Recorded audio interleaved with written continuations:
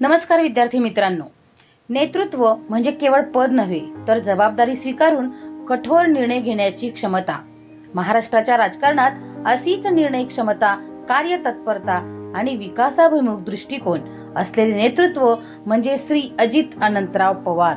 ग्रामीण महाराष्ट्राची नाडी ओळखणारे, प्रशासनावर मजबूत पकड असलेले आणि विकासाला गती देणारे नेते म्हणून अजित पवार यांचे स्थान आजही महाराष्ट्राच्या राजकारणात अत्यंत महत्त्वाचे आहे. परंतु विद्यार्थी मित्रांनो, असे हे व्यक्तिमत्व आज दिनांक 28 जानेवारी 2026 रोजी आपल्याला विमान अपघातामुळे सोडून गेलेले आहेत. आज आपण त्यांच्याविषयी आणि त्यांचे बालपण, त्यांचे प्रारंभिक जीवन व त्यांचा पूर्ण राजकीय प्रवास याविषयी माहिती घेणार आहोत. तर विद्यार्थी मित्रांनो, त्यांचे बालपण म्हणजे 22 जुलै 1959 रोजी देवडाली प्रवरा, तालुका राहुरी आणि जिल्हा अहिल्यानगर येथे त्यांचा जन्म झाला. ग्रामीण आणि शेतकरी कुटुंबात जन्म झाल्यामुळे शेती, पाणी टंचाई, ग्रामीण प्रश्न याची जाणीव त्यांना लहानपणापासूनच झाली. बालपण साधेपणात गेले. परिश्रम, शिस्त आणि जबाबदारी ही मूल्य त्याच काळात त्यांच्यामध्ये रुजली. शिक्षण व समाजकारणाची आवड त्यांना लहानपणापासूनच होती. त्यांनी मुंबई विद्यापीठातून शिक्षण पूर्ण केले. महाविद्यालयीन काळातच समाजकारण, युवक प्रश्न आणि राजकीय घडामोडी याबद्दल त्यांना रस निर्माण झाला. ग्रामीण भागाचा विकास हाच त्यांचा विकासाचा केंद्रबिंदू ठरला होता आणि त्यामुळे 1991 मध्ये ते बारामती लोकसभा मतदारसंघातून खासदार म्हणून निवडून आले.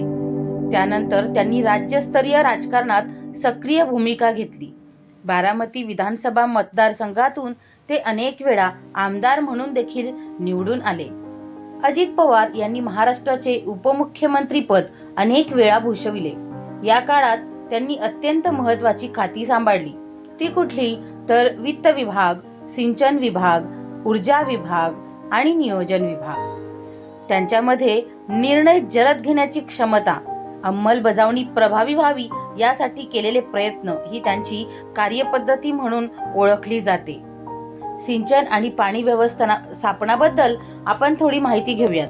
दुष्काळी भागासाठी धरणे, कालवे, लिफ्ट इरिगेशन योजना त्यांनी राबवली. जलसंधारण आणि पाणी वापराचे नियोजन त्यांनी करायला शिकविले. शेतीला पाणी पोहोचण्यावर विशेष भर त्यांनी दिला. ग्रामीण महाराष्ट्रासाठी हे कार्य अत्यंत महत्त्वाचे त्यांनी केलेले आहेत.